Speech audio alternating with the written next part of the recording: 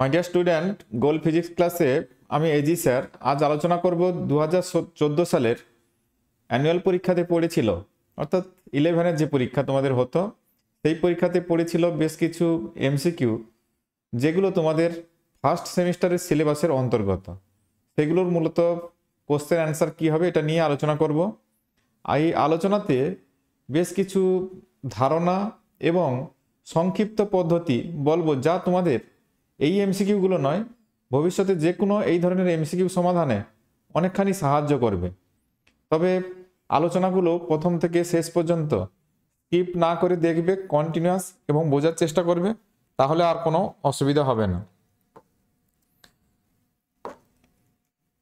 প্রথমেই দেওয়া আছে, দেখো, পরীক্ষাগারে ওহমের সূত্রের সাহায্যে অজানা রোধ আর নির্ণয় করার জন্য বিভব প্রভেদ ভি ও তড়িৎ প্রবাহ মাত্রা আই এর বিভিন্ন পাঠ নেওয়া হলো।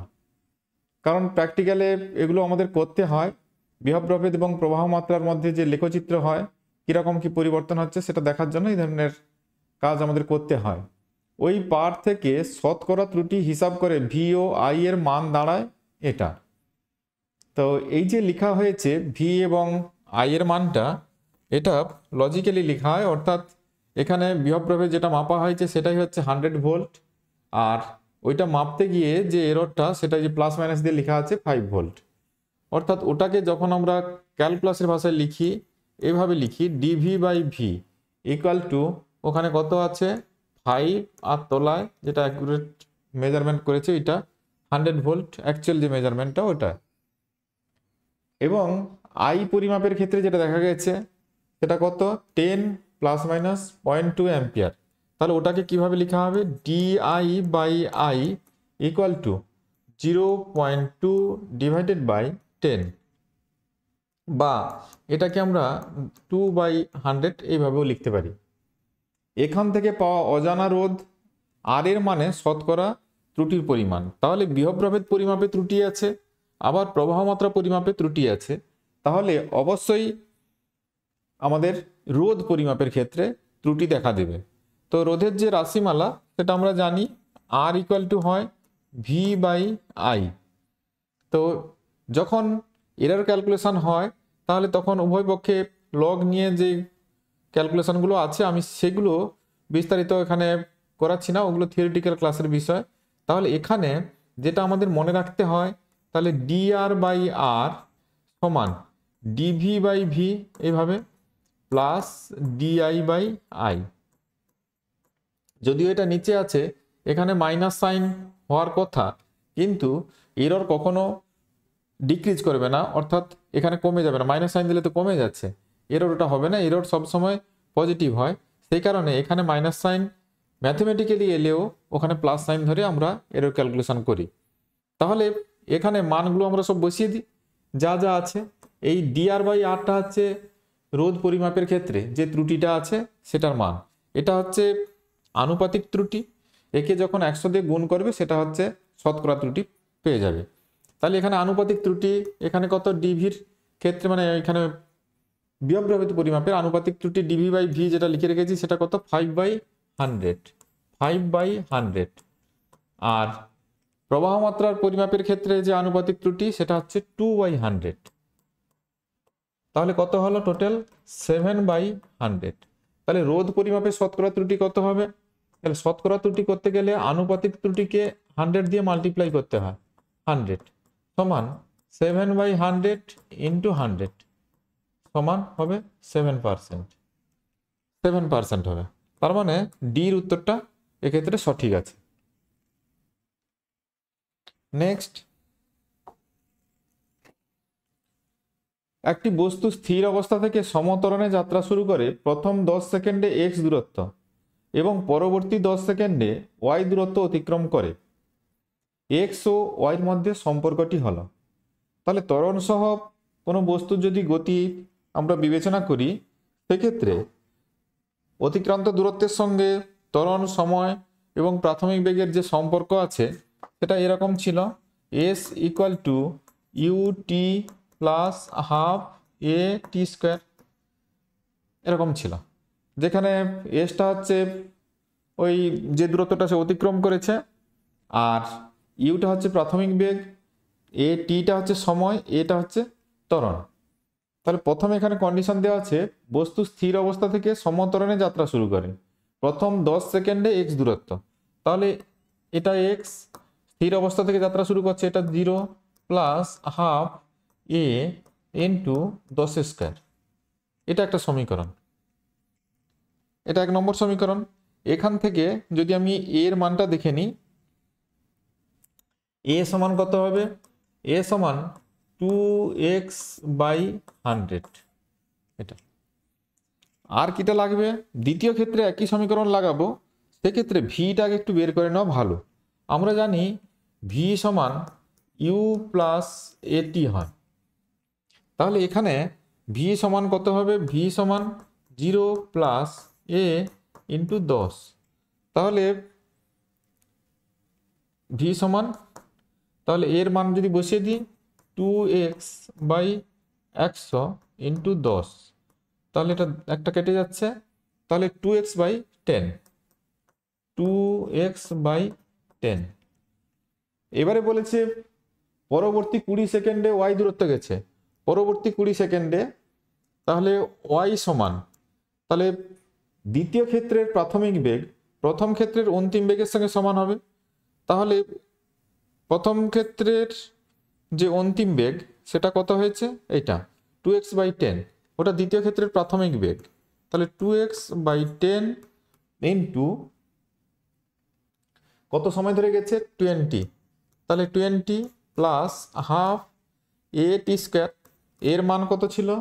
2x/100, 2x/100 ইন্টু ওটা হচ্ছে কত সময় ধরে গেছে? 20 সেকেন্ড, তাহলে 20 স্কোয়ার। এটা তাহলে এখানে যদি এটা ক্রস করি, তাহলে এটা হচ্ছে 4x প্লাস এটা 2 হয়ে গেল, আর এটা হচ্ছে দুটো 0 কেটে যাবে, তাহলে উপরে হবে 4 স্কোয়ার, তাহলে এটা হবে 4x। তাহলে আলটিমেট কত হচ্ছে? 8x। তাহলে y সমান দাঁড়াচ্ছে 8x, y সমান 8x। তার মানে এই অপশানটা, সির অপশানটি এখানে সঠিক আছে। নেক্সট, একটা ভেক্টর দেওয়া আছে, ভেক্টরটি বলেছে কি ওয়াই অক্ষের সঙ্গে এই ভেক্টরটি কত কোণ করেছে। তাহলে আমরা যে ডিরেকশন কোসাইনের বিষয়টা জেনেছি, direction cosine cos alpha cos beta cos gamma, যেখানে আলফাটা কি? কোনো ভেক্টর এক্স অক্ষের সঙ্গে যে কোণ করে সেটাকে আমরা আলফা ধরি, আলফা। তাহলে কস আলফা সমান হয় কি? কস আলফা সমান x/r হয়। কস বিটা, কোনো ভেক্টর যদি ওয়াই অক্ষের সঙ্গে বিটা কোণ করে তাহলে কস বিটা সমান y/r হয়। আর জেড অক্ষের সঙ্গে গামা কোণ করলে কস গামা সমান z/r হয়। এই cos alpha cos beta cos গামাকে ডিরেকশন কোসাইন বলে। তো এখানে ডিরেকশন কোসাইনের কিছু ব্যাপার নেই, এখানে কোনটা বের করতে বলেছে? ওয়াই অক্ষের সঙ্গে যে কোণ, অর্থাৎ বিটার ভ্যালু বের করতে বলেছে। তাহলে আমার সূত্র এগুলো আছে, তা আমরা এখানে লাগাবো। বিটার ভ্যালু বের করবার জন্য কোনটা লাগাবো? কস বিটা। কস বিটা সমান কি হয়? y/r, y/r। তাহলে এই যে ভেক্টরটা দেওয়া আছে, যে ভেক্টরটা দেওয়া আছে সেটা হচ্ছে এ ভেক্টর সমান √3i unit minus J unit. তাহলে এখানে আর ফর্মে দেওয়া নেই, তাহলে এখানে যে ফর্ম আছে, আর থাকলে আর হতো, এখানে এ আছে। তাহলে সূত্রটা কীরকম দাঁড়াবে? কস বিটা সমান এক্ষেত্রে y/, তাহলে এর পরম মান এ শুধু লিখছি, তাহলে এর পরম মান কত? এ সমান √, এটা স্কোয়ার, √3 হোল স্কোয়ার মানে 3, আর এটা 1 হোল স্কোয়ার মানে 1, দ্যাট ইজ 2 হবে। আর কিটা লাগবে? ওয়াই। তাহলে আই ইউনিটের সহগকে আমরা এক্স বলি, ওয়াই ইউনিট মানে এখানে জে ইউনিট যেটা আছে, জে ইউনিট সহগকে ওয়াই ধরি। তাহলে এক্ষেত্রে x ইকুয়াল টু √3 আর y ইকুয়াল টু -1। তাহলে cos বিটা সমান, তাহলে cos বিটা সমান কি ছিল? y/a সমান y এর ভ্যালু কত? -1 এর ভ্যালু 2, তাহলে cos beta equal to minus half. Cos কততে মাইনাস হাফ হয়? Cos 120 degree. তাহলে বিটা ইকুয়াল টু কত হবে? 120 degree. Beta equal to 120 degree. এক্ষেত্রে এই ভেক্টরটি ওয়াই অক্ষের সঙ্গে তাহলে 120 ডিগ্রি কোণ করেছে। নেক্সট, এম ভরের একটি দড়ির এক প্রান্তে অনুভূমিক বল এফ প্রয়োগ করে অপর প্রান্তে যুক্ত ক্যাপিটাল এম ভরের একটি ব্লককে ঘর্ষণহীন অনুভূমিক তলের উপর টানা হচ্ছে। তাহলে এটা ঘর্ষণহীন অনুভূমিক তলে একটা বস্তু এরকম রেখেছি, যার ভর হচ্ছে ক্যাপিটাল এম, আর যে দড়িটা দিয়ে টানা হচ্ছে, এই যে দড়িটার ভর হচ্ছে এম, এখানে অ্যাপ্লাইড ফোর্স এফ। এটা দড়ির দ্বারা ব্লকের উপর প্রযুক্ত বল, এইখানে যে বলটা প্রযুক্ত হচ্ছে সেটা যদি এ প্রাইম বলি, এ প্রাইম কত হবে? তাহলে এখানে টোটাল ফোর্স সংস্থায় যে ফোর্সটা কাজ করছে সেটা হচ্ছে এফ। তাহলে আমরা জানি force equal to mass into acceleration. এখানে দুটো মাসই গতিশীল হবে, এই যে বড় ব্লকটা এখানে আর এই দড়িটা। তাহলে মাস কত হলো টোটাল সিস্টেমের? এটা ইন্টু সিস্টেমের ত্বরণ। তাহলে এ সমান কত হবে? F by M plus M.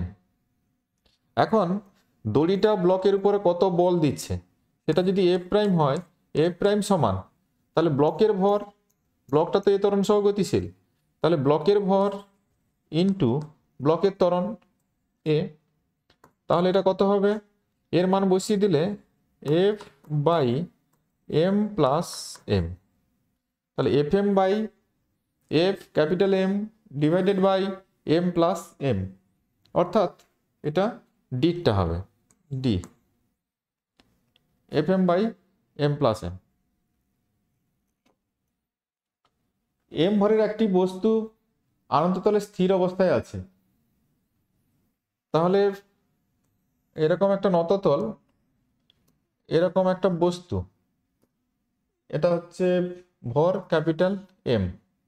আমরা জানি এই কোণটা যদি থিটা হয় তাহলে এখানে এই কোণটা থিটা হয়, এটা এমজি হয়, এটা এমজি কস থিটা হয়, আর এদিকে কাজ করে নততল বরাবর এমজি সাইন থিটা। আচ্ছা, এদিকে নর্মাল রিয়াকশান আর এদিকে থাকে ফ্রিকশনাল ফোর্স। যদি এমজি সাইন থিটা এটা যদি ফ্রিকশনাল ফোর্সের থেকে বেশি হয় তাহলে ব্লকটা নিচের দিকে গতিশীল হবে। তাহলে এখানে বস্তু তলের মধ্যে ঘর্ষণ গুণাঙ্ক মিউ হলে ব্লকটি নিজের ওজনে একটি নিম্নমুখী গতিশীল হবে যখন নতিকোণ। তাহলে দেখো এখানে গতিশীল হওয়ার শর্ত এমজি সাইন থিটা গ্রেটার দেন, এখানে গ্রেটার দেন লেস দেনের শর্ত দেওয়া আছে, তাহলে greater than equal to F F, ঘর্ষণ বলের থেকে বেশি হতে হবে, বা এমজি সাইন থিটা গ্রেটার দেন, এটা ঘর্ষণ বল কত হয়? ঘর্ষণ বল সমান মিউ ইন্টু আর, এটা হয়, এটা স্ট্যাটিক। তো এখানে মিউই ধরতে বলেছে, একটাই ঘর্ষণ বল দেওয়া আছে, তাহলে মিউ ইন্টু আর মানে এমজি কস থিটা। তাহলে এটা শর্ত কি? MG mu into MG cos theta. তাহলে এমজিটা বোথ সাইডে কেটে যাচ্ছে, তাহলে একদিকে যদি আনি tan theta greater than mu, বা theta greater than tan inverse mu, অর্থাৎ এর উত্তরটি সঠিক, theta greater than tan inverse mu, tan theta greater than mu বা থিটা সমান theta greater than tan inverse mu, এটাই সঠিক উত্তর। নেক্সট, 10 কেজি ভরের একটি বস্তুর বেগ 2 মিটার পার সেকেন্ড থেকে বেড়ে 4 মিটার পার সেকেন্ড করা হলো, এর জন্য যে পরিমাণ কার্য করা হলো। তাহলে এখানে কার্য শক্তি নীতি দিয়ে সমাধান করলে বিষয়টা তাড়াতাড়ি হয়ে যাবে। কার্য শক্তি নীতি অর্থাৎ কৃতকার্য সমান বস্তুর গতিশক্তির পরিবর্তন, half M V square minus half M U square. এই ধারণা নিয়ে করলে এটা তাড়াতাড়ি সমাধান হয়ে যাবে।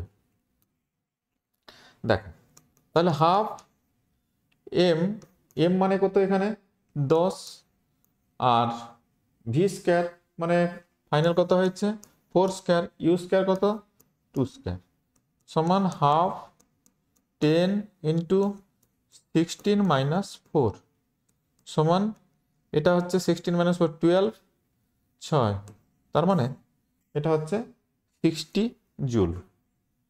60 জুল। কত কার্য করতে হবে 60 জুল কার্য করতে হবে। এর জন্য যে পরিমাণ কার্য করা হলো তা হলো 60 জুল। কার্য শক্তি নীতি দিয়ে করতে হবে। বেগের সঙ্গে যখন কার্যকে রিলেট করবে কার্য শক্তি নীতি লাগাতে হয়। কৃতকার্য বস্তুর গতিশক্তির পরিবর্তনের সঙ্গে এখানে সমান ধরে করতে হবে, ওই ধারণা। নেক্সট, কোন স্প্রিংকে টেনে 3 সেন্টিমিটার প্রসারিত করলে ওর সঞ্চিত স্থিতিশক্তি হয় ইউ। তাহলে 3 সেন্টিমিটার প্রসারিত করলে স্থিতিশক্তি হয় ইউ। স্প্রিংয়ে সঞ্চিত স্থিতিশক্তির যে রাশিমালা ইউ সমান হাফ কে এক্স স্কোয়ার। তাহলে প্রথম ক্ষেত্রে ইউ সমান হাফ কে এক্স এর ভ্যালু হচ্ছে 3 সেন্টিমিটার। আমি এখানে পরেরটাও 6 সেন্টিমিটার আছে, আমি ইউনিট চেঞ্জ করছি না, কোনো ইউনিট না, 3 আছে তো 3 আমি লিখে দিই 3 স্কোয়ার। দ্বিতীয় ক্ষেত্রে স্থিতিশক্তি আমি ধরলাম ইউ প্রাইম, ইউ প্রাইম সমান হাফ কে ইন্টু তাহলে 6 স্কোয়ার করবো, প্রসারণ হয়েছে 6 সেন্টিমিটার। তাহলে ইউ প্রাইম বাই ইউ যদি করি, ইউ প্রাইম বাই ইউ সমান হাফ কে, এটা 6 স্কোয়ার মানে 36, আর ওটা হচ্ছে হাফ কে, যেহেতু সেম স্প্রিং তাহলে ওই স্প্রিং কনস্ট্যান্ট চেঞ্জ হবে না, ওটা হবে 3 স্কোয়ার মানে 9, এটা রেশিও করলে হবে 4। তাহলে ইউ প্রাইম সমান তাহলে 4 ইন্টু ইউ, তাহলে 4u, তাহলে এটা হচ্ছে 4u মানে সিটটা, এটাই সঠিক উত্তর।